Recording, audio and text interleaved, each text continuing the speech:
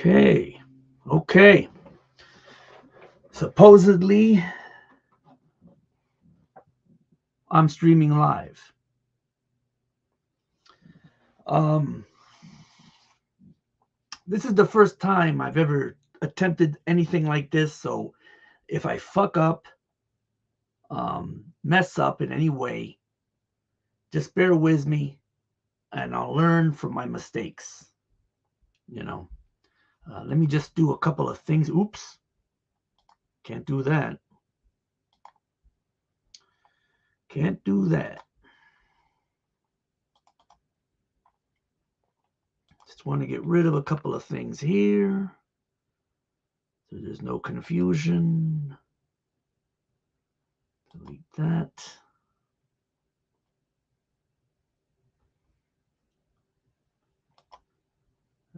Delete this.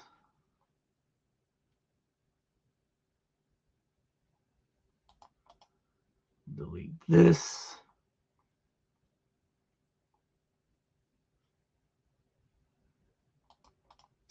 Delete this.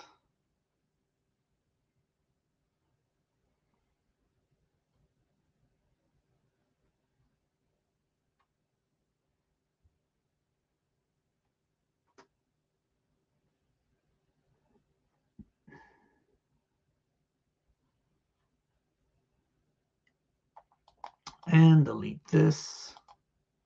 Okay, everything should be good now. Everything should be good now. Okay. So I don't know if these are if you're new to this channel, I'm going to also upload this on another channel I have because I can't for some reason I can't access it on this account. But just so you know, we're going to have some fun here, but I also want you to do some research. Okay? This is information, but it's information mixed with some of the stuff that you have been brought up to believe is just entertainment. It's not just entertainment. One of the things that the enemy likes to do is mock us. And I want people to get a good view of what's behind me, if it can be seen, because this is going to be a central topic of this video. One of the things that they like to do is to mock us, mock our stupidity. And I like throwing it back at them by doing videos like this. And since the talk of the town, the talk of late, is this upcoming Masters of the Universe movie, I'm going to do this. Okay? But do your own research. Back up what I'm about to show you and tell you. And again, it's the first time I'm attempting to do this, so please bear with me. So, let me try this. Let's start with this. Okay. So, you guys are familiar with this, I'm pretty sure. This is the logo on good old He-Man's chest. The good guy He-Man. Oh man, what a great guy, huh?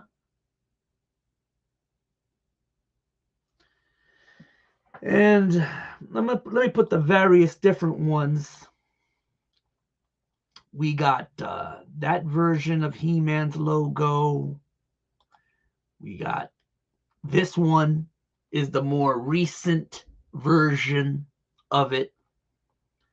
Let me add this one. Let me add that one. I wish there was a way for me to add both of them. But anyway, this is the original He-Man logo. This is the one that came afterwards, and in between, oh, and to cover their tracks, they did a different design, which is an emblem that has an H and an M mixed in it, and they tried to lie and say, oh, that's the original concept design of the logo. So either they're lying, or maybe later they decided to use these crosses, for lack of a better word. So let's start with this cross. And this is the cross that people consider, well, we're going to talk about it in a second. Let me make sure. So I want you to take a good look at this cross. And while you're looking at it, look at the cross behind me and look at He-Man's logo. I'll be right back.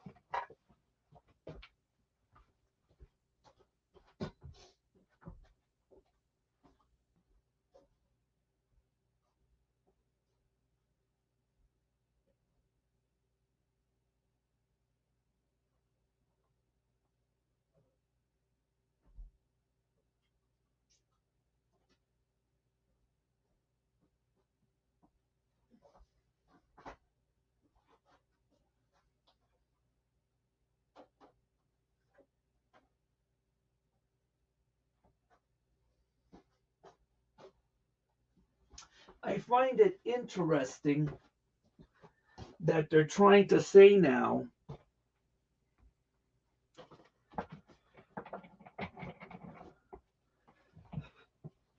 that the H&M He-Man logo was the original concept design. Well, what do you know? To show you that they're lying motherfuckers, just to show you, let me get back. Let me remove this for a second here.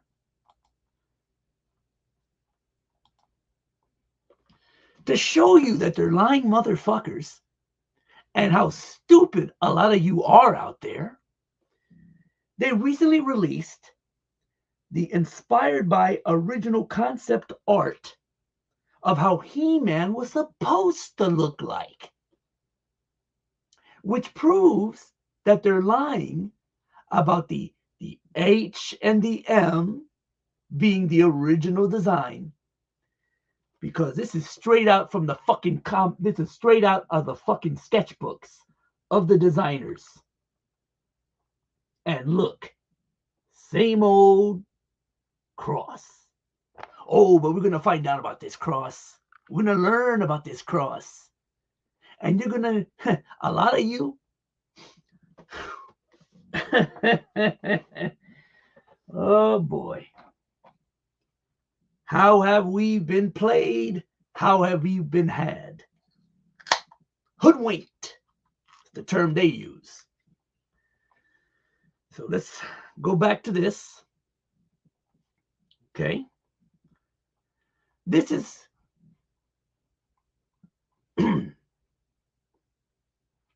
and this is what's called, oh, let me give you first what this is really based on.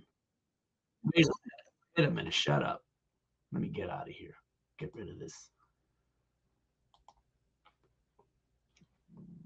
Now that you've taken a good look at He-Man's logo, you might be wondering what this is and why it looks so much like it. Well, this, my friends, behind me, is called the Templar Cross. What the fuck is a Templar Cross? What is that? Well, I'm going to show you right now.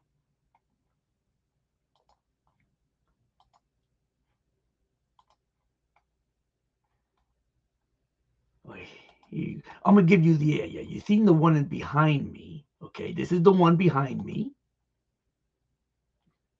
in all its glory. This is actually the battle flag that they would use in battle. Who are the Templars? You might be wondering, for those of you out there ignorant.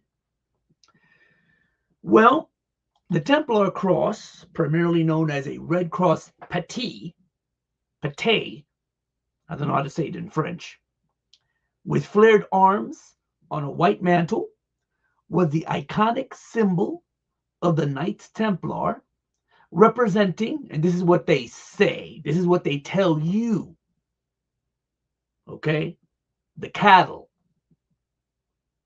the profane. This is what they call you. The masses is another word they like using when they're dressed up as socialists. This is bullshit, in other words. The iconic symbol of the Knights Templar, representing faith, martyrdom, and sacrifice during the Crusades. Ah, but sacrifice to who? It symbolized the imitation of Christ and protection for pilgrims, often used to denote courage and the soldierly power of the medieval order. Origins and significance. Symbol of sacrifice, granted by Pope Honorius II. The red cross symbolized the blood of Christ. Yeah, right. And the sacrifice of the knights. The cross patée, whatever it is, while various forms, like the Greek cross, were used on seals, the cross patée, arms widening at the ends, is the most iconic, often confused with the later 16th century Maltese cross. Meaning, it represented devotion to the Holy Land, spiritual victory, and fearlessness in battle, as members believed they would go to heaven for fighting for their faith. And so many of you idiots out there believe this as well. Types of Templar crosses: cross patée, the classic red flared arms cross of the 8 beatitudes, often used by military orders to represent the 8 blessings. Jerusalem cross, a large cross with 4 smaller crosses at its corners.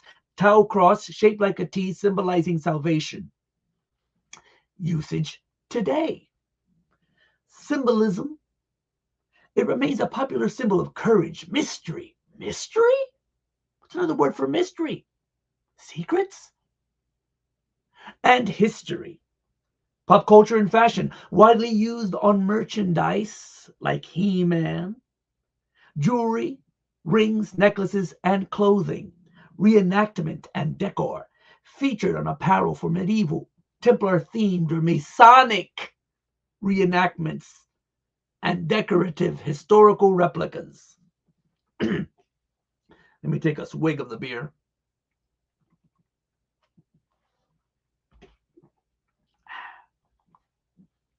Literature appears in historical thrillers such as the John Holiday series by Paul Christopher.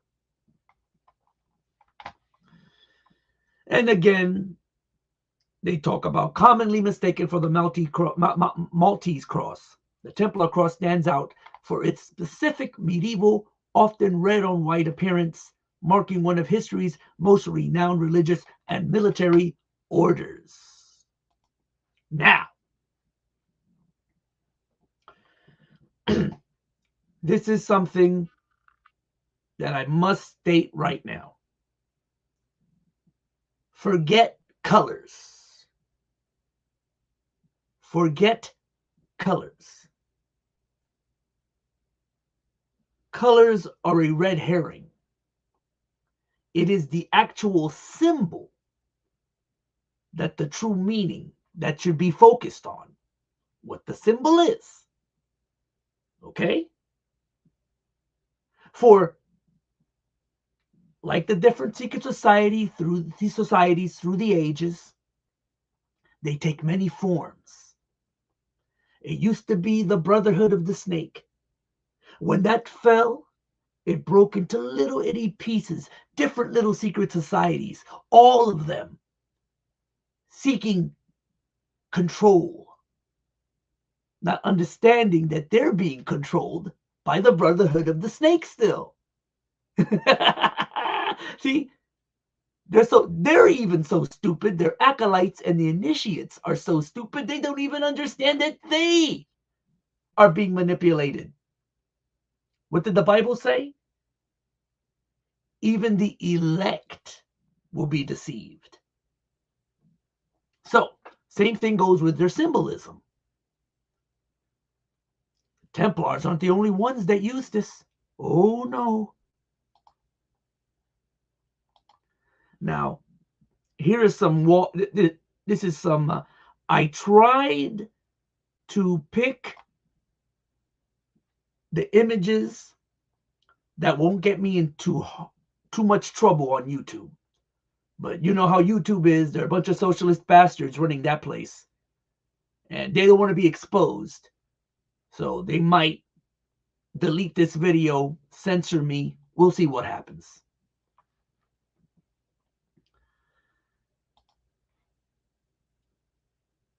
The Germans also used this symbol. This is known as the Iron Cross. And let me remove this one.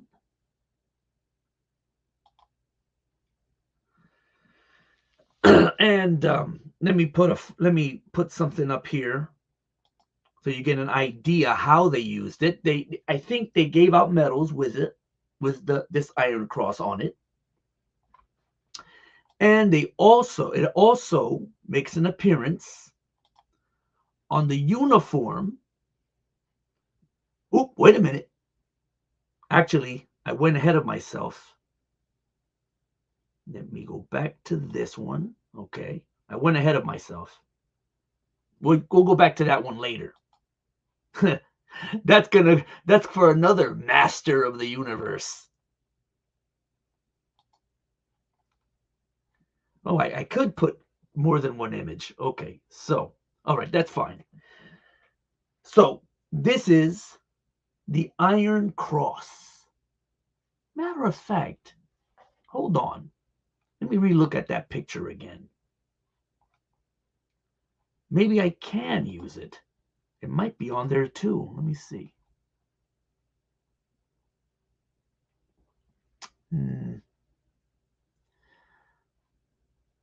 Oh, and let me just show this real quick before I forget. This is how it looked like on the Knights Templar when they would go into battle. So you can get an idea, you know. Little different, but it doesn't matter what the color is. It doesn't matter the shape. The shape and the colors do not matter. What matters is that they are a form of cross.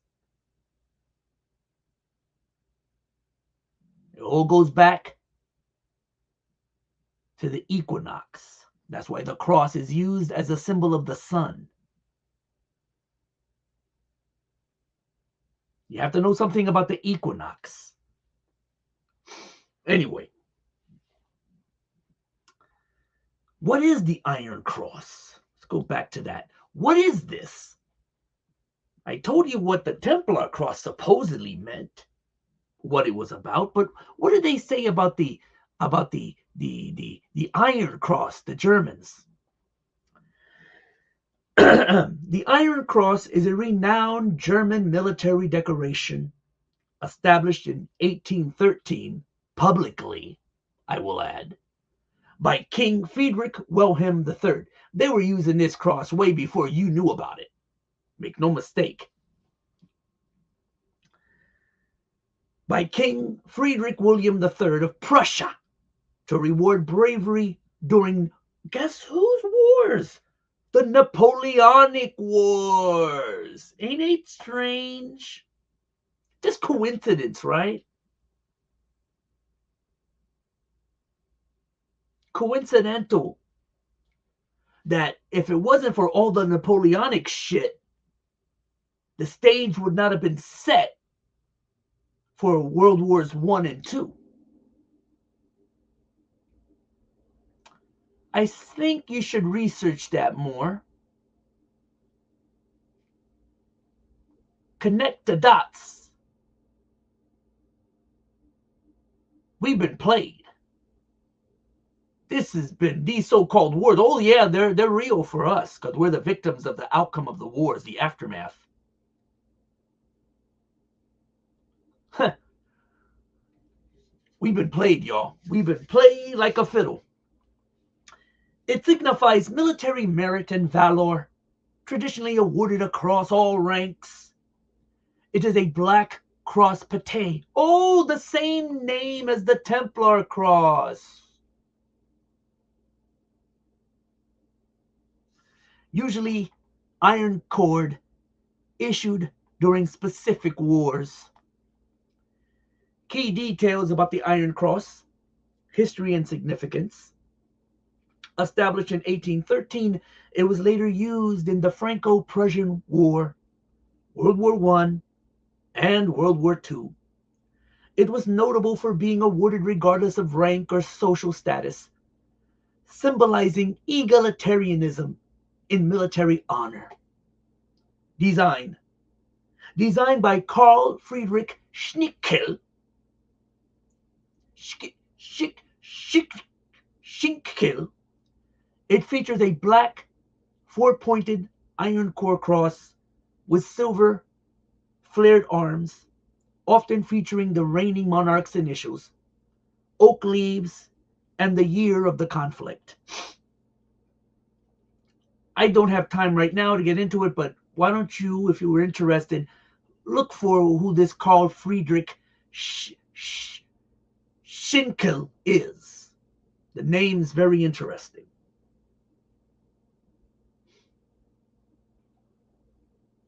Criteria for receiving. Awarded exclusively for bravery, again, just like the Templars.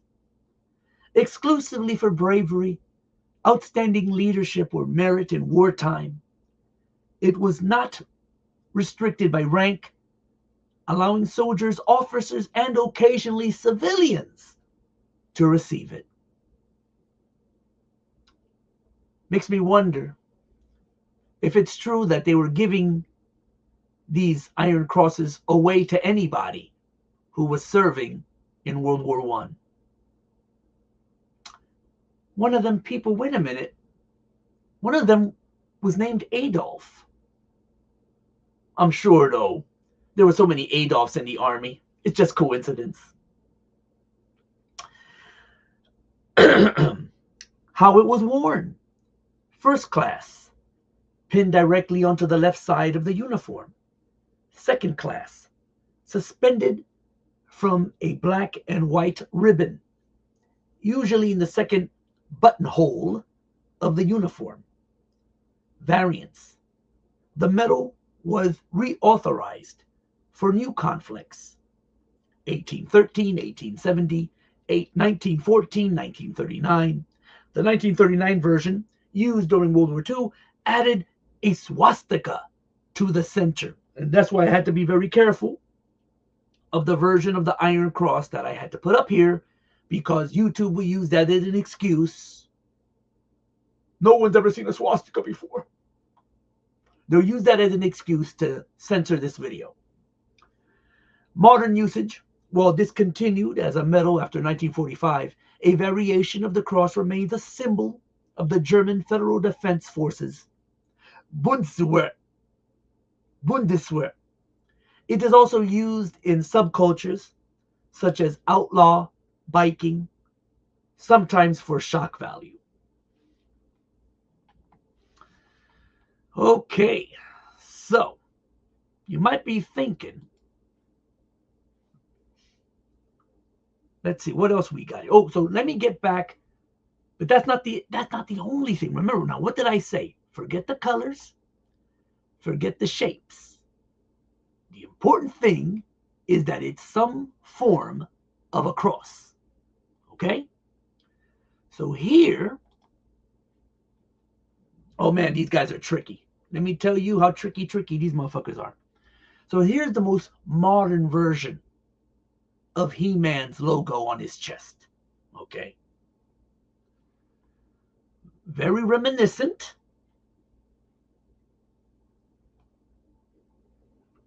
Let me me remove this.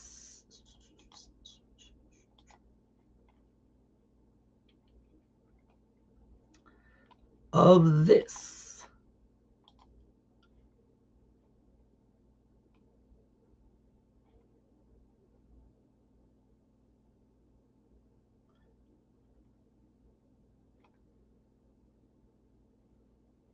Let me, where is this again? Very reminiscent of this one.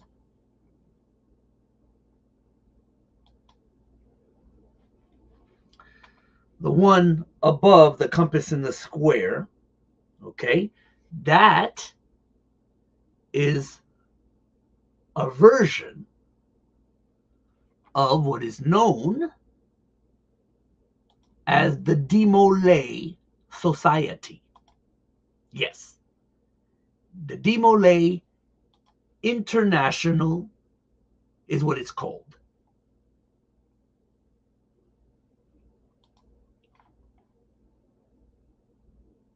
Except this one, of course, has 1, 2, 3, 4, 5, 6, 7, 8, 9, 10 points at the end of each cross. The crescent and stars in the middle. Okay, that's the Demolay International. So what is the Demolay International?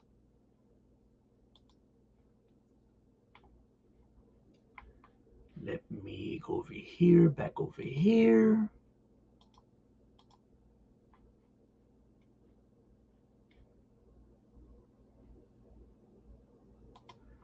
Demolay International is a youth leadership organization with Masonic origins for young men ages 12 to 21. There is, in select areas, a Squire program for those younger than 12. It was founded in Kansas City, Missouri in 1919 and named for Jacques Demolay. And if you've never heard of that guy, learn as much as you can. Okay, because this is he's one of the reasons why we're in the mess that we're in today. The last Grand Master of the Knights Templar. Demolay was incorporated in the 1990s and is classified by the IRS as a tax-exempt organization. 501 organization. Not surprised by that. Demolay 5-armed. Let me make sure that's the one I got up here. Yes. The Demolay 5-armed White Cross is a central emblem in the Order of Demolay, symbolizing purity of intention and the motto, "No Demolay shall fail as a citizen, as a leader, and as a man." It represents the organization's focus on youth leadership through Masonic values. Masonics they got values? Huh. Key symbolism of the Demolay emblem, 5-armed white cross, but remember, don't get caught up with the colors, represents the purity of a member's intentions and the core threefold motto of the order. Cross swords symbolize justice, fortitude, and mercy, representing the battle against arrogance, despotism, and intolerance. Central emblem components. The emblem also includes a crown, symbolizing youth, and the 7 precepts, and a crescent, representing secrecy and duty.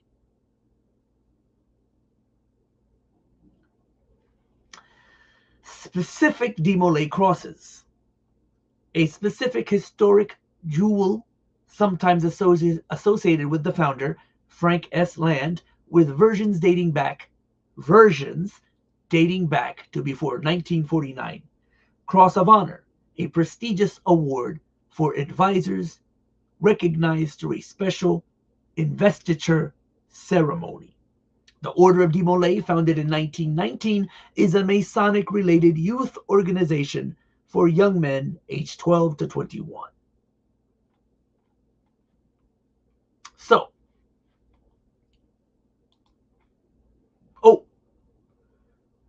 to tie it back in to this whole conversation. Here's another version of it, just in case.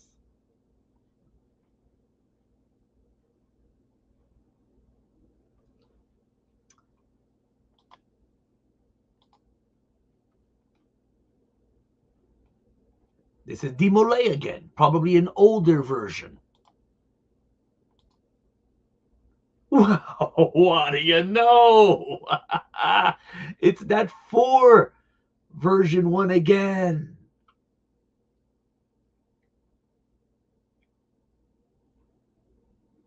What am I saying here? It's all the same shit. This version, the one on He-Man, the ones the Templars used, the ones the German Iron Cross soldiers used, the ones the Germans were giving out, the National Socialists, are all the same shit. So the question really is, why was this chosen? From the beginning.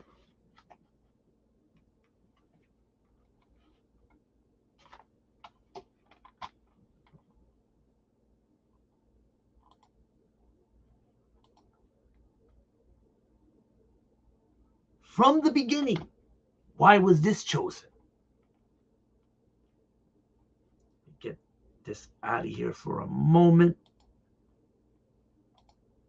Why, from the very beginning, even though they lie now and say no, the original concept design was an HM mishmash,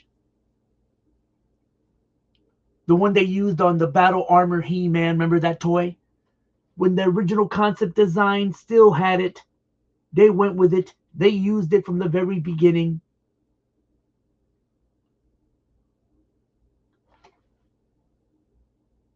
Somebody's lying. Either this is brand new. This is brand new. Fucking released recently based on the concept design. Okay?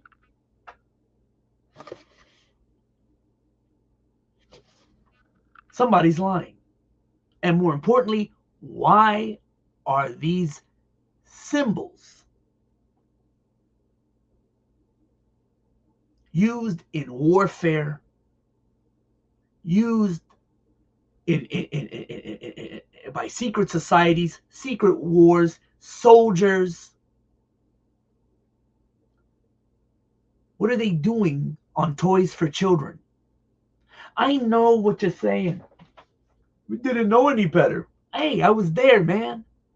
I was there with you. I was a child, played with the damn toys, got Castle Grayskull, had He-Man, I had Skeletor, all them motherfuckers. I watched the goddamn cartoon. I read the mini comic books that came with the toys.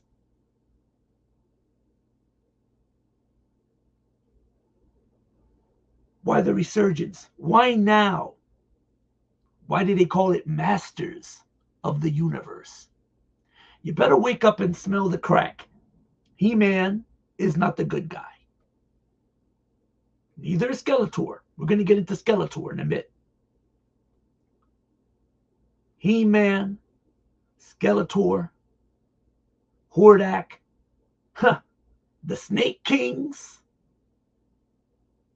You ever wonder why He-Man and the Sorceress, why He-Man and the Sorceress protected Castle Grayskull, but Castle Grayskull should actually be Skeletor's pad, because he's Skeletor, and the castle called Grayskull, and then Skeletor's hanging out at Snake Mountain, but shouldn't that belong to the Serpent Kings, the Snake Men? What the fuck is going on here? Behind the scenes, if you think about it, people taking ownership of shit that don't belong to them. Are they telling us how things really are? To their acolytes, to their initiates, yes. They actually believe there are different sides, and they're on the good side. Believe it or not. They believe it. The initiates of the flame, Freemasons, Templars, Skull and Bones people, they all believe that they're on the good side.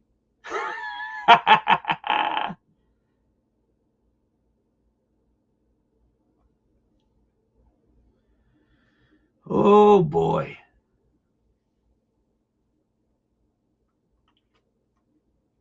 Reminds me of the quote by the founder of the hashish, the Assassins. Those of you familiar with the games Assassin's Creed, you should know what I'm talking about. Okay, so those are the crosses right there. All right, I think we should jump into now. Let me jump into it.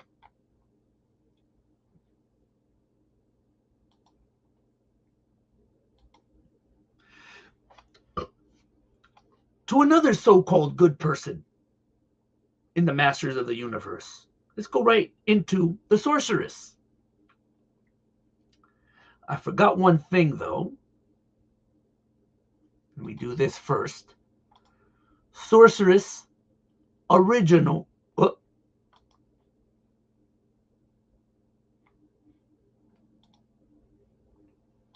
Masters of the Universe Sorceress original toy.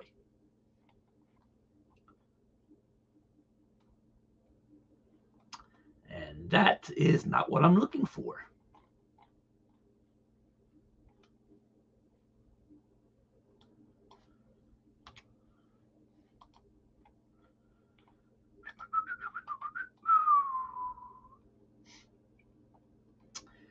Because there was indeed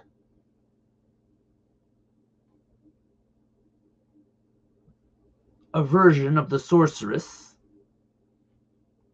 But man, let me tell you something. These guys, these motherfuckers take the cake, let me tell you. And oh my God, what they're doing now is ridiculous. Wait till you get a load of what they're doing now. They're changing history.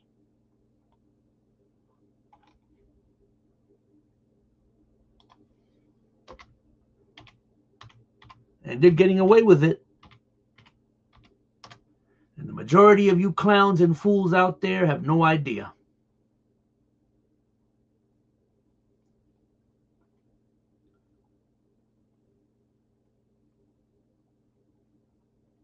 I'm looking for evidence because without the evidence, you ain't going to believe it. Can't believe this is so hard to find here.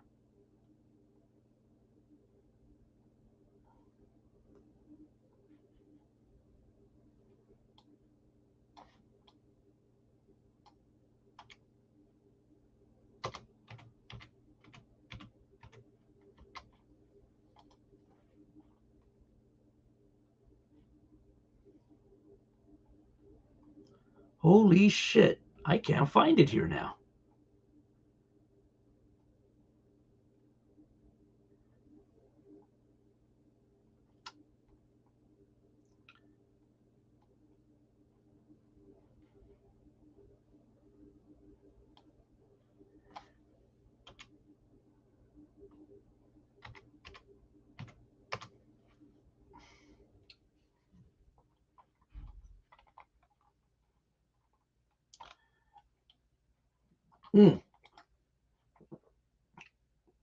Okay.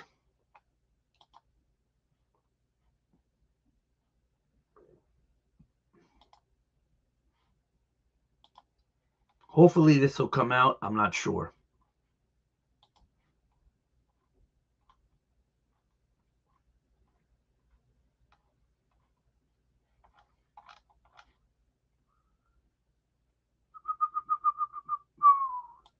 Let me just test this.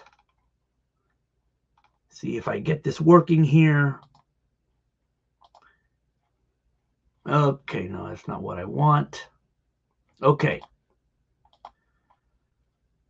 All right, here's an image because it's difficult to find the actual action figure, even though they did a remake of the action figure not too long ago. Okay, but here's an image of one of the original mini comics. Okay, when you would buy the toys, when you would get the toys, there would be a mini comic book. All right, here's a panel from it. This is He-Man receiving his gear. Okay, now let me read what it says here.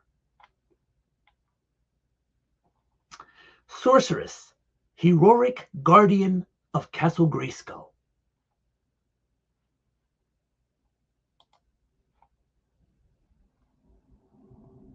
Okay, so what's important here is to notice what she's wearing.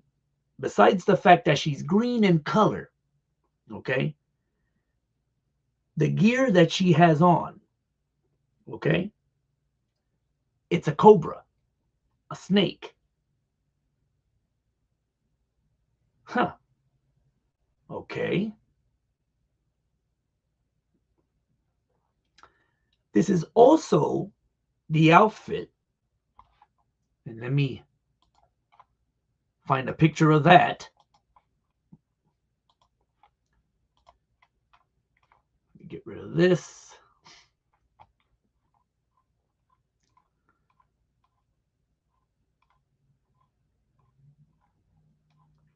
It's almost as if they're trying to whitewash or rinse out.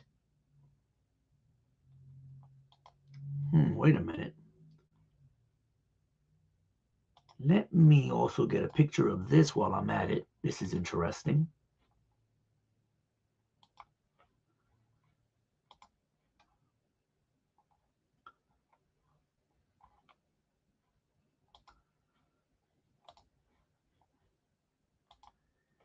Teela original figure.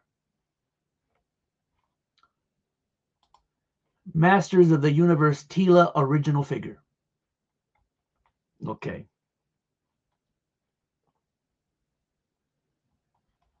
Oops. Okay. Oh boy.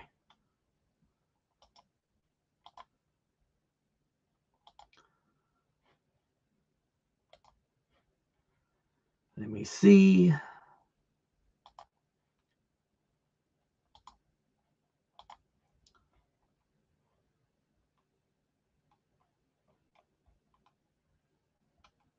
No, that didn't work.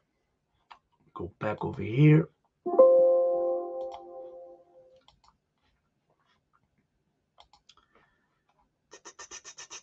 Where is it? Where is it? Where is it?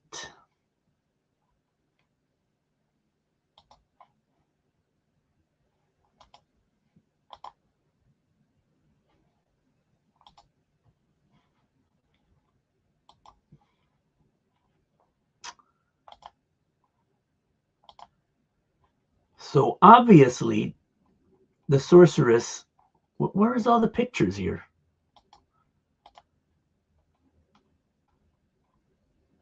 Okay. Invalid file type. Shit. Oh boy. Please bear with me. I'll find a good one. An acceptable one.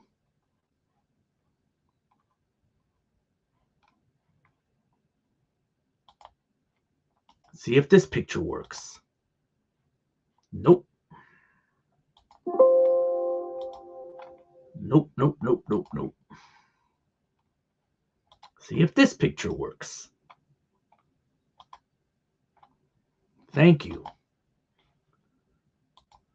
All right. So, remember, here's the sorceress in the old mini comic. All right. Wearing a snake outfit.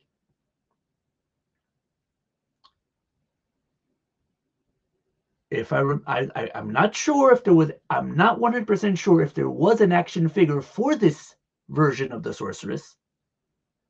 But guess who did wear this uniform when you bought the toy?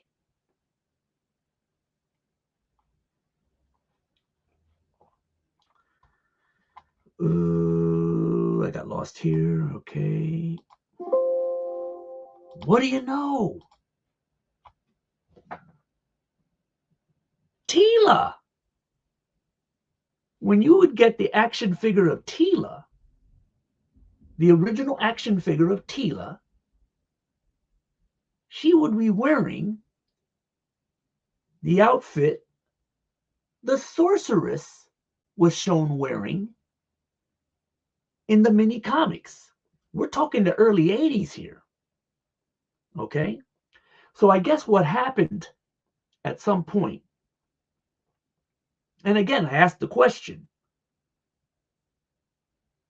why aren't these people, if they're different from the bad guys, why are they using the same symbols of the snake, the serpent? Why is Skeletor in Snake Mountain when the Sorceress should be there? And Teela. Why is the Sorceress at Castle Grayskull when obviously that's Skeletor's place? What's going on here? So I guess when the cartoon was being made, they didn't want to cause confusion that already was around. And they changed the Sorceress's look. And we got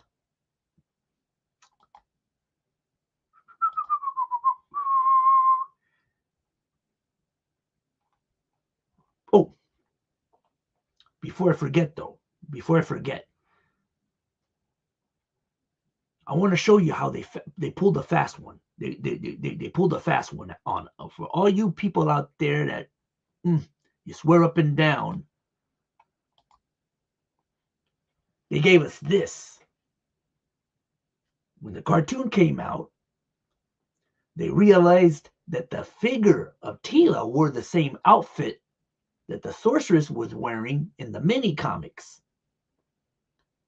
So they gave the Sorceress a different outfit for the cartoon.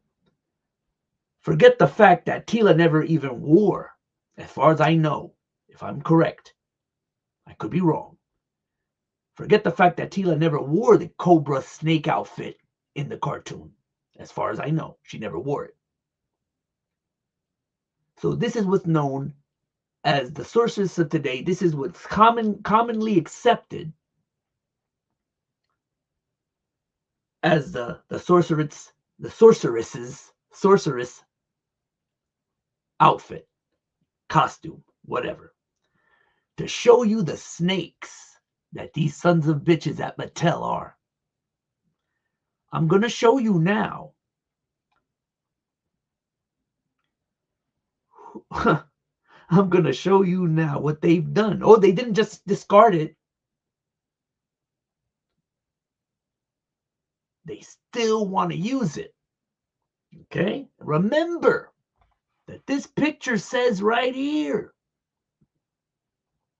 the original mini comic,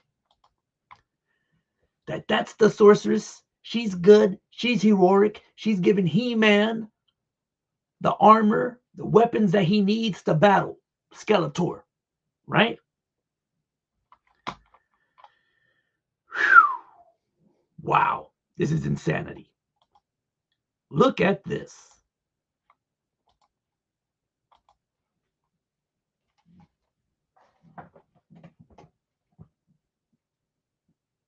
Guess who that is? Guess who that is?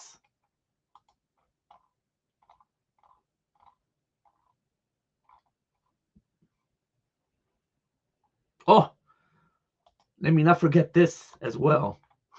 My God.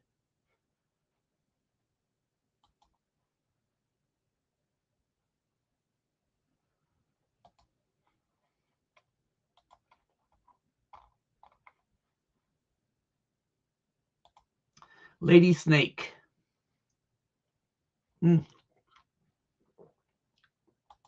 Masters of the Universe, Lady Snake. Masters of the Universe, Lady Snake.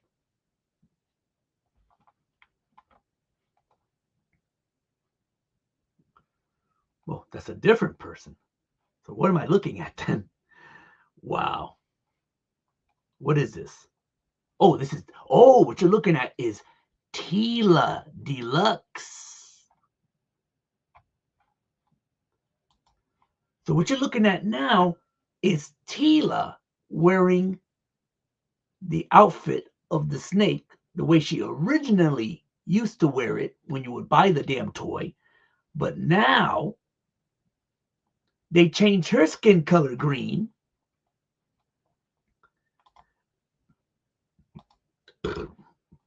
And they did it before as well with this. So I'm confused. Was that the sorceress giving He-Man? Was that the sword? Let's get back to that picture. Remember, this is canon. This is canon right here. So is this Teela or is this the sorceress? Are they good or are they bad? See, my point in going through this nonsense, because it is nonsense, I'm, number one, trying to fool you that you've been predictive, that you've been programmed into believing that there are good guys and bad guys. No, they're all bad. Skeletor and Hordak and the Snake Men might be worse, but He-Man and his crew aren't good either. These are characters that represent the different various fraternities, the secret societies that run your life. Whether you know it or not doesn't matter. That's why they're called Masters of the Universe.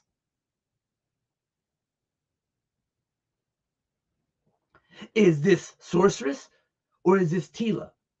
Are they pretending to be good? And if she really belongs in Snake Mountain, is she a double agent? Like, sometimes we don't use our minds. We look at something and we don't try to put it together with what we're seeing. We let them write the stories and we go by that shit. But just look at the imagery. Oh boy. Well, let's get back. So this is the sorceress that we all know now, right? Okay. Well, the sorceress. Let's read a little bit about the sorceress. The sorceress was a major character in He-Man and the Masters of the Universe, as well as its spin-off series She-Ra, Princess of Power. The sorceress was the mistress and guardian of the secrets of Castle Grayskull, the source of He-Man's great power.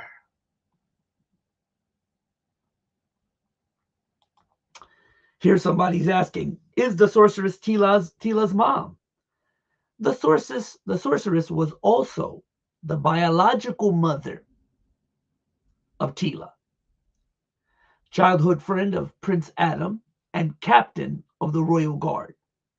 When Teela was an infant, the sorceress gave her to Duncan, man-at-arms, to raise as his own, because the sorceress felt that Castle Grayskull was too dangerous a place for her daughter to be raised. Why? And that explains, somebody asked me a question the other day. How can a black guy portray man-at-arms in the new movie, and yet Teela is a light-skinned Hispanic girl? Beyond all the diversity and woke shit. Well, that's because they established in the cartoon that he adopted her as his daughter. For those of you who don't remember. Okay, so that's a little bit about the sorceress. But the important aspect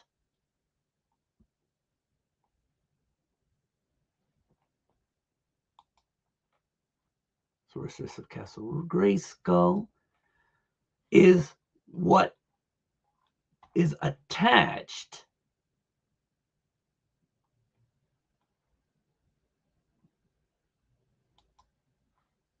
okay, I got that. Got that. Oh man, I had a picture here before.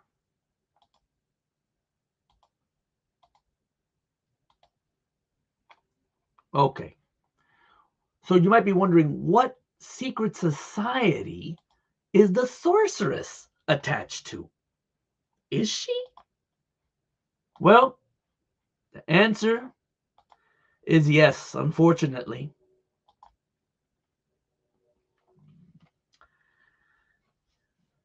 And this, what you're looking at right here, is the logo. Look at the colors. Look at the wings. Okay.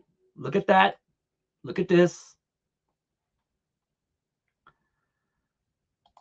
Look at that. Look at this. Okay. Oh, and I found another picture. The one I accidentally found. Let me put that up there too.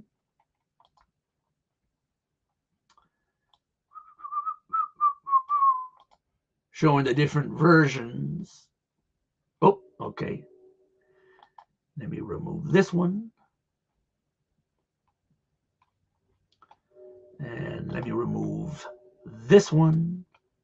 And let me remove this one. I have to remove some pictures to upload new ones.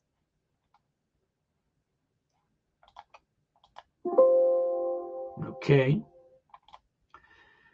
Here's the original sorceress right here on the, well, from my point of view, the left-hand corner. There's a green one now, and I guess this remake of the series, and the recently Revelation ones, they went back to the original colors. Okay. And she turns into a bird. You see her flying around in the new trailer, flying around Eternia. That's the chick. The Brazilian chick. I think she's Brazilian. I'm not sure. The chick from Gotham. She's the sorceress in the movie. Baccarin. I forgot her name. But you see the flying. You see her flying as a bird. Let's see now. So that represents the Rosicrucian order. Okay. And what are the Rosicrucians? What are they? Well, I'm going to tell you. The primary logo, what you're looking at, let me put that back on screen.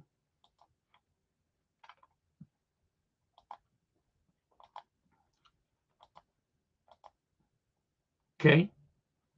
Now let me read to you. The primary logo of the Rosicrucian Order, AMORC, is the Rose Cross. Here we go again with the cross. Or Rose Croix, I guess that's French, consisting of a red rose placed at the center of a golden cross.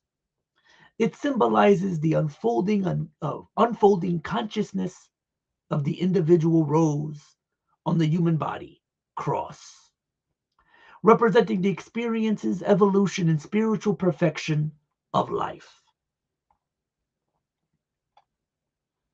And let me just look at that. Okay. Let me get you a more up-close picture of that image because it's so small. Talking about the small road. You see, it's very small right here, but I'm going to put up another so you can get an up-close image of it.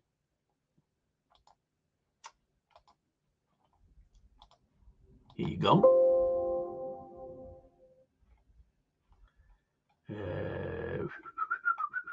Let's try that again.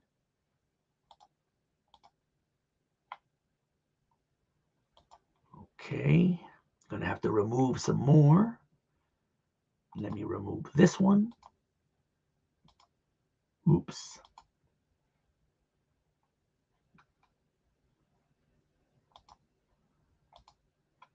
Okay.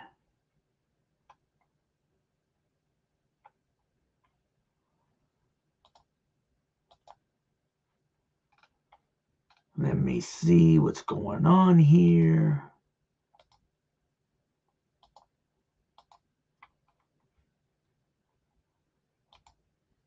Okay. So that's the up close. Small thing here, the small rose right here. Here's the up close again of that same symbol.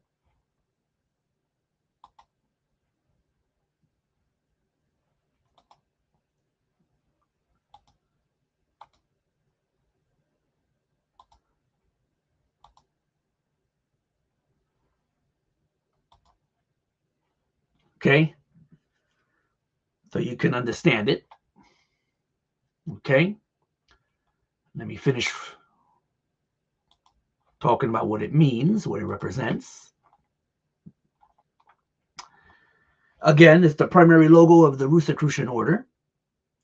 It symbolizes the unfolding consciousness of the individual rose on the human body, cross, the individual, the rose, on the human body, the cross, representing the experiences, evolution, and spiritual perfection of life. What the fuck? And they're putting these things on toys for children? Nah, just coincidence, right?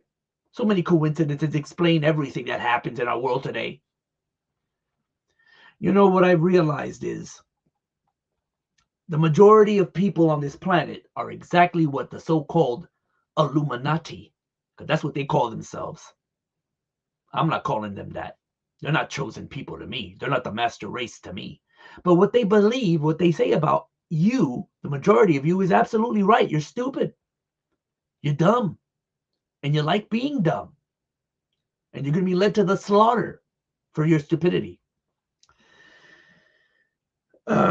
Symbolism. The cross represents the physical body and mortality, while the rose represents the soul's unfolding love and secrecy. Design variations. Typically, it is a red rose on a gold or dark cross. AMORC emblem, the official emblem, often features the red rose at the intersection of a cross, sometimes set within a triangular or circular frame. Meaning, it signifies the synthesis of science, art, and religion. So the Sorceress toy Masters of the Universe are promoting science, art, and religion, and the pursuit of ancient wisdom. The symbol is used by various Rosicrucian bodies, with the ancient and mystical order Rose Crucis, AMORC, being the most prominent modern organization using this or a variation of this emblem. Okay.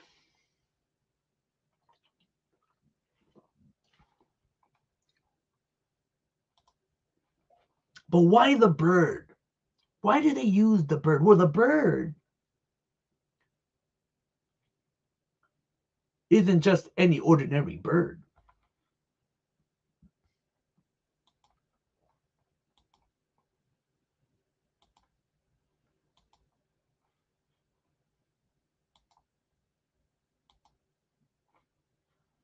It's actually a phoenix. And in this context, the ancient Egyptian phoenix.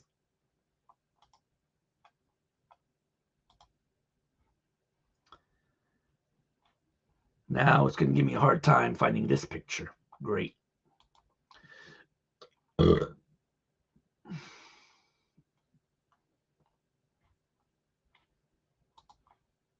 Let me see if I can find one because it's not allowing me to have that one. Okay, that'll be good for now, I guess.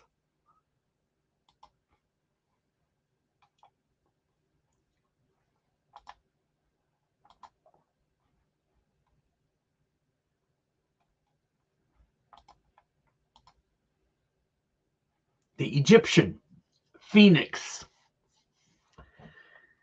is what the sorceress, the Rosicrucian order, represents.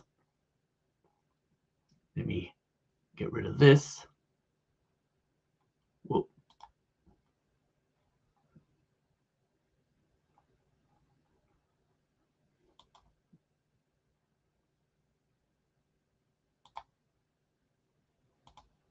Got to be very careful here. Okay. And what does the Egyptian phoenix represent? What is that all about? The Egyptian phoenix, known to ancient Egyptians as the Bennu bird, was a sacred heron-like deity associated with the sun, Ra. And if you've been watching my videos, you understand that the sun that they worship really isn't the sun itself. The sun itself is a representation of enlightenment, knowledge. That's what they really worship. The sun, Ra, creation and resurrection, often depicted in red and gold. It symbolized rebirth, longevity, and the annual flooding of the Nile. The Greek myth of a bird burning and rising from ashes was heavily influenced by this Egyptian solar deity. That's why Jean Grey in the X-Men becomes the Phoenix. Origins. The Bennu bird, the Bennu, was associated with the sun god Ra and the city of Heliopolis, representing the soul of Ra and resurrection in the afterlife. Remember, this is the shit that they told the people at that time. The lies, just like the various different churches of different religions tell their followers lies. In ancient Egypt, they did the same. But the priests knew better. The priests knew what they really meant. They knew the esoteric. They told the people the exoteric.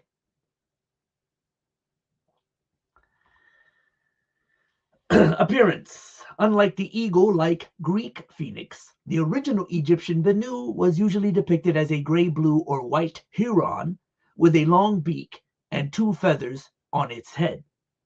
But remember that the Greek and the Egyptian, the Greek stole the idea or the concept from the Egyptian. So that's why you see the sorceress as the bird is an eagle. Like the Greek version. Don't get caught up in the birds. Don't get caught up with the 2 types of birds. Just understand that it's a bird. Just like the cross is just a cross, no matter how it looks, no matter what color it is. Symbolism. It represented the sun rising each morning and the cyclical nature of life, death, and rebirth. The myth. According to Greek historian Herodotus, the phoenix lived for 500 years, built a nest on aromatic wings, ignited it, and was reborn from its ashes, subsequently bringing the remains to Heliopolis. Connection to Bennu. The Bennu bird was believed to have existed from the first moment of creation and was associated with the sacred willow tree or the Benben stone.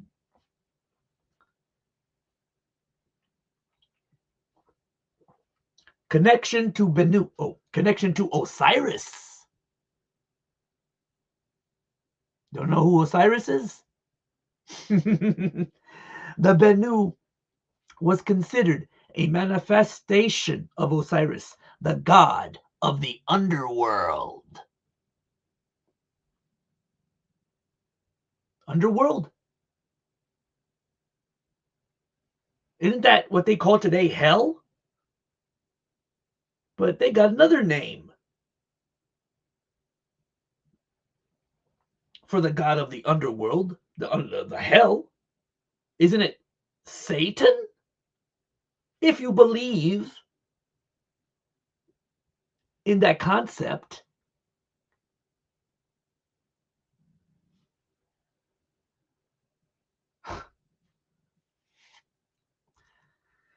the story likely evolved from Egyptian religious Huron-based imagery, later merged with Eastern Mediterranean firebird legends, becoming the iconic symbol of mortality in Western culture. The religions of today are no different from the religions of the past. You better wake up and smell the crack.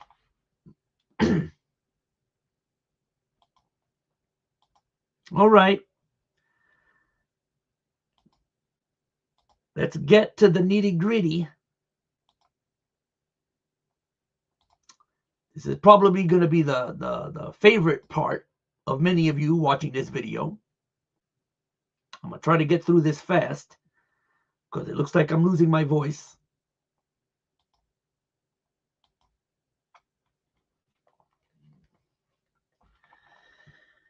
Oh boy.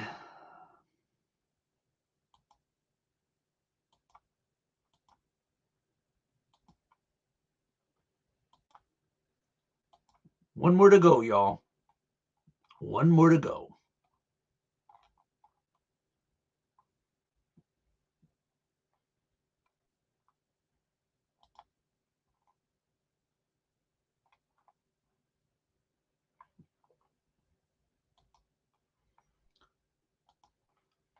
And this one's so obvious, at least now. At least now, this should be obvious to many of you. Oh boy.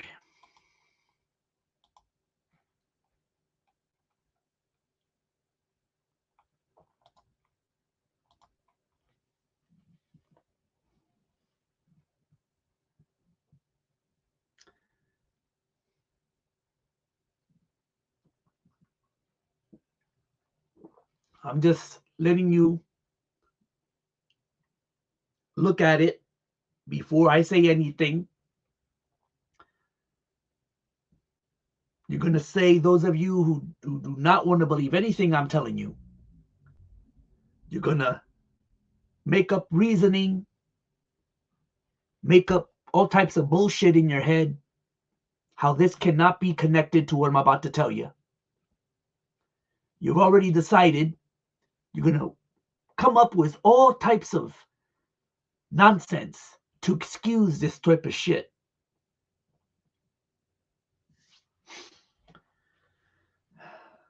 The obvious is Skeletor, the so-called villain of Masters of the Universe. Remember, they're all masters of the universe, including Skeletor, the Snake Men, Hordak. Whose master they are? Yours. They're not my master. And they know this. They know I'm they know I'm not their slave. But the majority of you guys, they're your master. This is Skeletor. Skull. This is how he appeared also in the action figure. Let me see if I can find the action figure real quick. See if I can use this picture.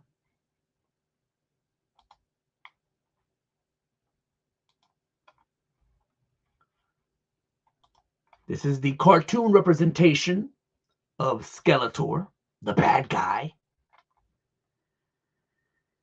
And here is the toy. It looks pretty much like the original. Might be a later version. I don't know. But here's the toy of Skeletor. So you can see that he does have the crossbones on his chest as well. The head, obviously, the skull. Okay.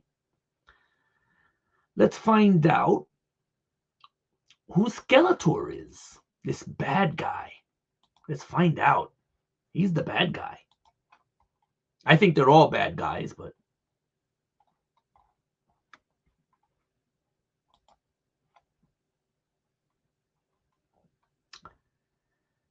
oh, and I want to state one thing as well. I'm not into all this revisionist history. I know that over the years, they have created an origin to Skeletor.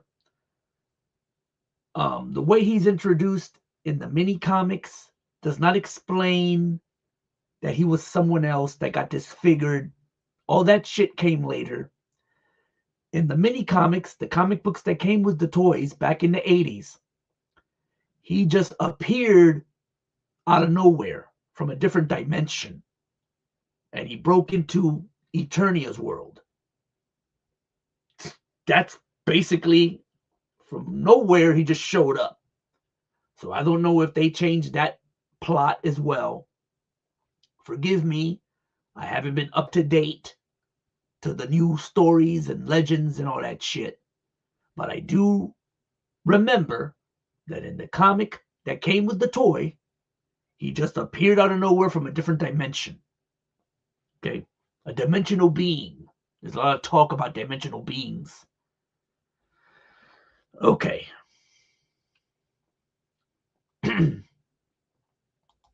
Skeletor.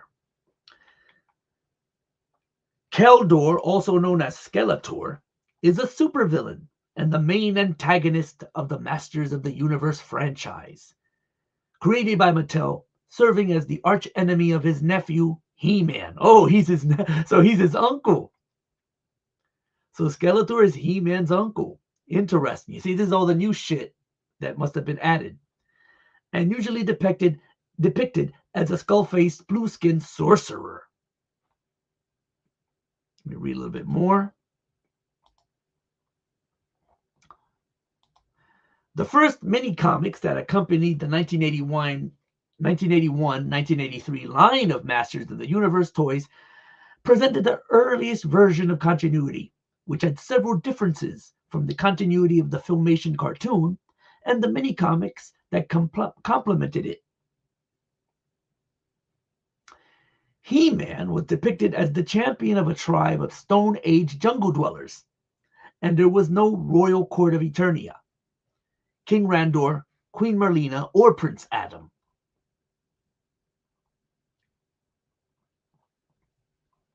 Okay. I'm trying to cut through all this stuff to get right to Skeletor.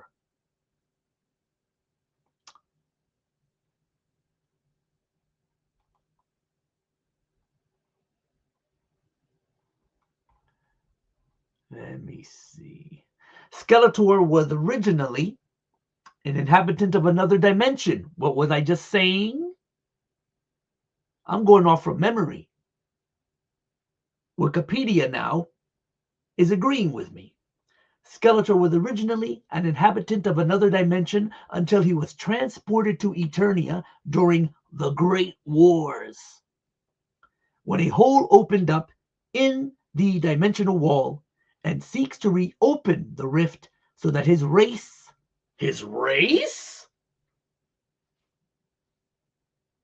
can invade and conquer Eternia. It's going to make a lot of sense to you. It's going to make some sense now. His race can invade and conquer Eternia. To do so, he seeks the powers of Castle Grayskull, a fortress in Eternia said to contain great powers. Along the way, Skeletor becomes smitten with the goddess. That's what the sorceress was called before. She called sorceress. Not only did they change how she looked, but they changed her name. Sorry, I forgot that. The sorceress with the snake outfit that was green used to be called the goddess. That's why I was having trouble finding the picture of the original toy, because I forgot. The toy was called the Goddess, a prototype for Tila, and seeks to make her his bride to help him in his conquest plans. Okay.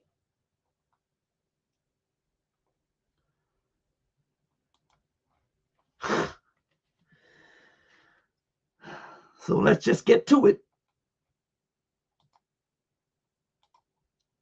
What does Skeletor represent? Well, if you've been watching my channel long enough,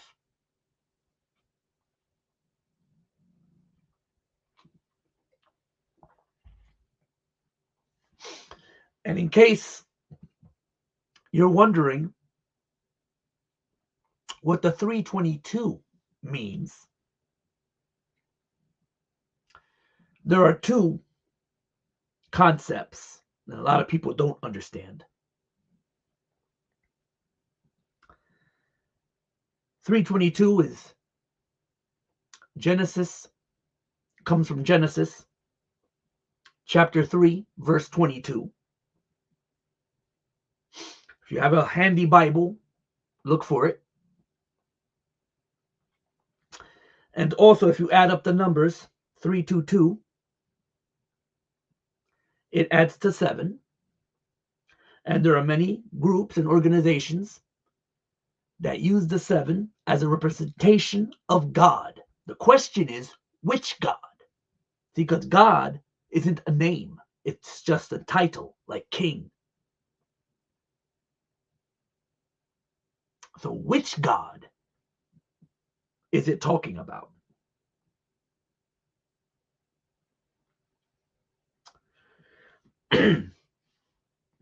Here's another image of this group known as Skull and Bones.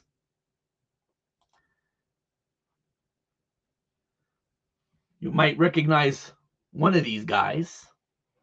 Became very powerful in the 80s and 90s. And his son also very powerful in the 2000s, early 2000s. This is Skeletor. This is what Skeletor represents. But not just Skeletor. I wish there's others that, oh, here's another picture. Okay.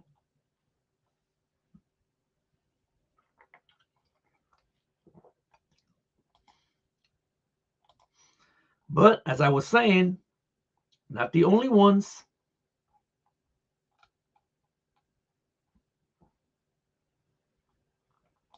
Not the only ones.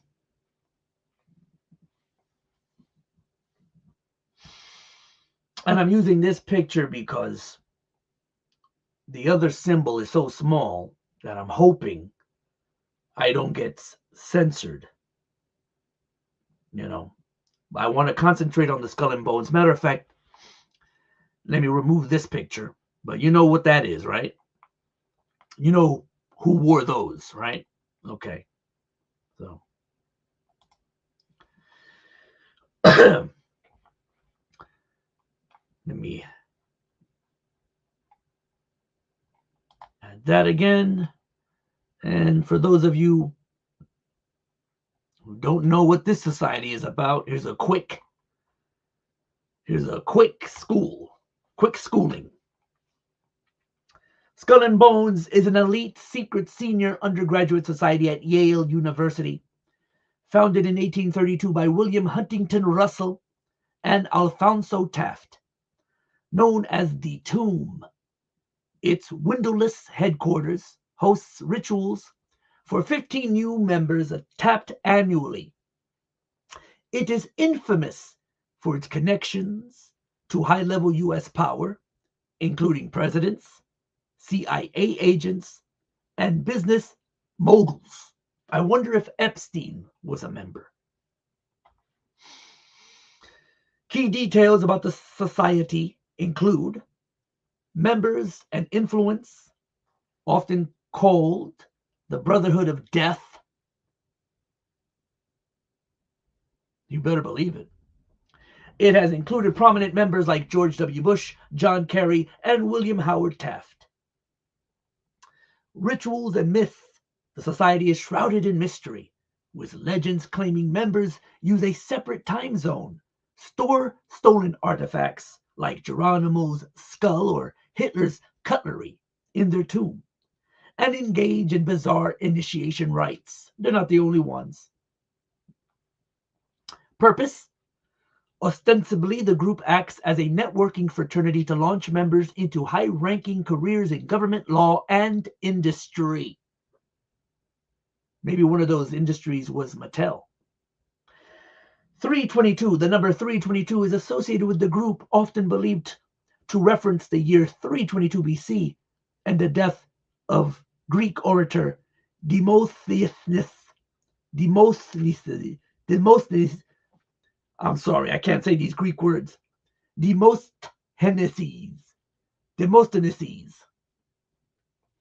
But, as I already told you, the 322 actually refers to Genesis chapter 3, verse 22. And the number 7, symbol of God, or the number of God, to many of these secret societies. Remember, they use numerology. They use all types of shit. Different. So, there you go. And knowing is half the battle. I want to again apologize if I messed up, if I wasted some of your time. Hey, George W., what's up?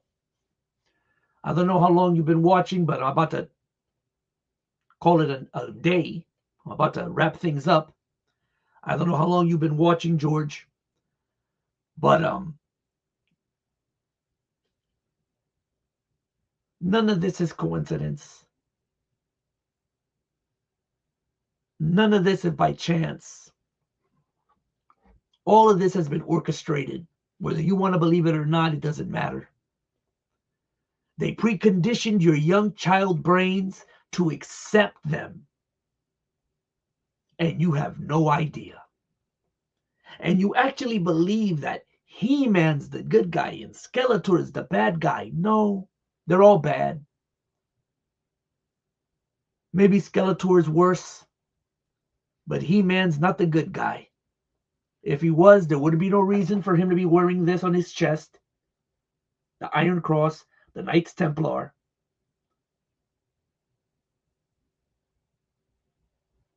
The Knights Templar, which gave birth to so many other evils. And make no mistake, the Catholic Church also played a part. We're in a mess, y'all. We're in a mess. And indeed, these wars are happening. Later in a couple of years, if not this year, next year, we're going to have the Secret Wars movie. That's telling you right in your face. It's from a comic book, I know. They always reveal stuff beforehand. Just like Masters of the Universe. They're the masters of the universe. What does that make you? If they're the masters of the universe, what does that make you? Okay. Peace.